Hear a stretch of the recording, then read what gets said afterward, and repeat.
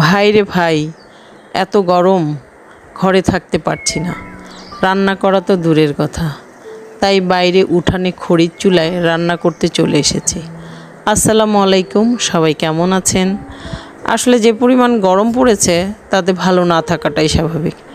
চলুন কথা বলতে বলতে আমার রান্না শেষ করি। আজকে আমি খড়ির চুলায় মাছ রান্না করব। এখানে আমি আগে থেকেই পেঁয়াজটা আধা ভাজা করে রেখেছি। আমি আবার মাছ রান্না করলে পেঁয়াজ বাদামি কালার করি না, এই রকম আধা ভাজা করে তাতেই পানি দিয়ে দেই।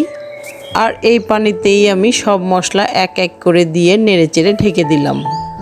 এখন পানিটা শুকানোর জন্য অপেক্ষা করব। এখন আমি ঢাকনাটা তুলে দেখছি, কিছু পানি শুকিয়ে গেছে।